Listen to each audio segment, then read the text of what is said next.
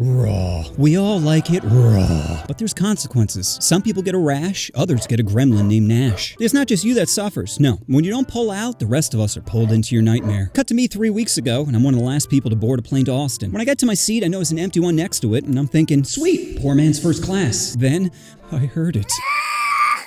God, please. I know I make a lot of diddler jokes, but excuse me. Fiery Hey, is this your seat? That's right, I sat next to a couple and their 11th-month-old baby. 12, he needs a seat, but 11, it's fine. Just hold in your arms. Who needs a life preserver when you're holding a pool noodle? Now, I was expecting a cry fest, but what I got was much worse. Because this demon would just randomly, no build-up either, just a sporadic, oof, thanks, kid. Almost fell asleep there. On top of the random shrieks, this kid had permanent, I'm about to throw up face. Now, I would never hit a child. But if one is vomiting at me, then I'm throwing a stiff arm. No one's throwing a penalty flag on a plane. If I'm in danger, I will grab a face mask. Sorry, can't juke in a seat. Besides, it's gonna be really hard to convict without any cameras. Assault? No, you mean turbulence. Sounds more like a God problem. Anyway, what were the parents of this hellspawn like? Well, if I had to describe them in one word, it would be defeated. Mom looked like she hadn't slept since the gender reveal, and Dad just kept rubbing his head, probably thinking, why didn't I pull out? And their outfits matched their desperation. Mom had on a crop top that kept raising above her C-section scar, and Dad had on dirty white New Balances with a knee brace. It was clear the only thing f***ing them was reality. Now, the mom was trying her best to distract the baby, bouncing it, rubbing its back, shaking it just enough not to be considered a crime. But nothing was working. Baby would throw out tard face for a moment, then go right back to glitching. Finally, she decided to give her baby some Coke, also known as Cocoa Melon. Cocoa Melon is like drinking a Red Bull during a seizure. Every time I hear the theme song, I lose a memory. If I wanted to torture someone, I'd strap a VR headset to them, set the brightness to max, and play 1 hour of Wheels on the Bus. Round and round. But Coco did its job and distracted the baby. Probably because it couldn't say, Jesus Christmas, make it stop! Anyway, about an hour later, the mom starts to doze off, which to a baby is the perfect time for mayhem. And just as the mom passes out, the baby swats the phone out of her hand. I go to pick it up for her and feel a small piece of the screen missing. I'm thinking, well, this chick's life's already broken. What's another stressor at this point? But bro, when I handed the phone back, her face screamed, why, God? Why? It's like the baby said, every time you look down, you think of me. 20 minutes after that, and they start handing out drinks. Mom gets a water, and the dad gets a double shot of bourbon. Even the flight attendant paused like, you good, bro? I got a ginger ale and immediately regretted it. Normally, I'd sip it occasionally, but this baby be flailing. I don't want to be playing goal line defense for the flight, so I just chugged it. Now, after the adults got their bevies, it was time to feed the baby. So the mom starts breastfeeding, which wouldn't have bothered me, but she takes both tits out. Like, is he looking for seconds? Are you only rocking a half pint in each? How do your udders work, cow? But even with options, the baby was not feeling it. He'd suckle for a bit, then look around, almost to say, it's a little bitter. After snacks, the baby, of course, shit himself, but the parents do not get up. Smell is thrusting around the cabin as I'm thinking, they have to notice. How could you not notice? No! Miss? What? I think he pooped himself. Here, let me get up. So the mom takes the baby to the bathroom, leaving me with peaked in high school Bill. He looked like he was one diaper change away from ending himself, so I say to him, hey, is that your only kid? Yep. First one's always the hardest. Do you have any kids? Me, no. No. I have a dog. That's why I'm happy. Dad just squints at me for a moment and goes back to looking at his phone. A few minutes later, the plane hits some turbulence, and I'm thinking, how's that diaper change going? You like that random RNG? Soon after, the mom comes out with fresh marks on a crop top, and before I can get up, she just hands me the baby like an in-flight snack, saying, pass him over, then heads back to the bathroom. I quickly toss it to Pops, and of course, it starts to cry. But without missing a beat, the dad just shoves a finger in its mouth, and just like that, silence. Damn, I guess putting it in doesn't always create problems. But problems be coming, because Stacy is back, and before she can take her seat, her husband just holds the baby out like, take it! Take it! This sparks some whisper fighting of, I held him all day. You can't even hold him for 5 minutes? Shut up. Don't tell me to shut up. Shut up. Don't ever tell me to shut up! Is love blind?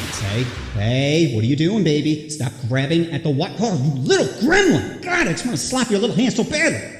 Right, this. So I take off my headphones and continue to write down all the chaos when the mom looks at my phone and says, are you writing about us? You're disgusting. I'm disgusting. Why do I know what both your nips look like? You giving dinner and a show? Then she tells me to delete it. I'm like, delete what? Delete what you're writing about us. Miss, I know your life's in shambles right now and you're lashing out because you lack proper coping mechanisms, but you can't force me to do anything. So how about you turn back towards your biggest mistake and deal with the shitty hand you dealt yourself? Is this Karen serious? Hello, can you please move him? Is there a problem? Yes, he keeps harassing me and I want him moved. Man, we're about 35 minutes from landing and this is a full flight. There aren't any open seats. Can't he switch with someone? I can't force another passenger to give up their seat. If you feel unsafe, I can notify airport security to meet us at the gate and they'll take a full statement. Good, do that. Pause. Now, I love trolling Karens, but a plane is not the place to do it. They're a bunch of tired, stressed out passengers trying to make connections, and I'm not going to amp up some walrus for the lulz. But it would have been so easy. All it would have taken is a simple, did you just come from the beach? Because you're be sandy. Or a woman's value is based on looks and yours are gone. Or just drive into the lake. Or just drive. Just drive right off the pier to a peaceful life. Oh, and take your luggage with you. Don't give them to a better fam. Drown them in the sedan. Or I could turn to the dad and say, bro, remember, you can always walk away. That is her responsibility. It's your tax. Pay taxes and die. That's life. Or 23 pills. Just 23 pills and it's all over. 25 for the squad. You're gonna let someone else quarterback your team? No, it's either touchdown or guaranteed that would get one of them vibrating. Oh, but I decided to be lame and sit there quietly scheming. All right, maybe I can bypass security. I'm a fast speed walker. There's no way I'm losing to a bitch in flip-flops.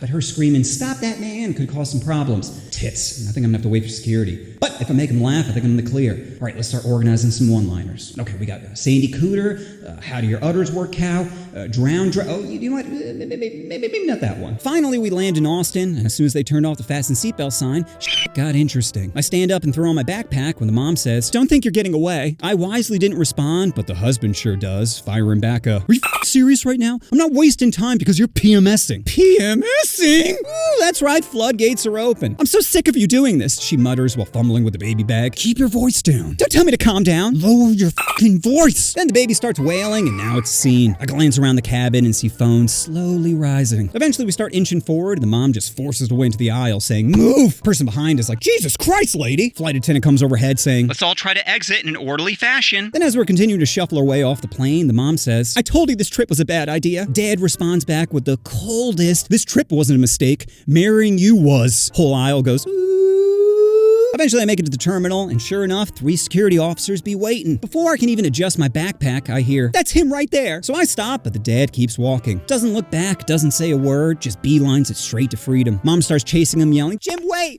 Jim!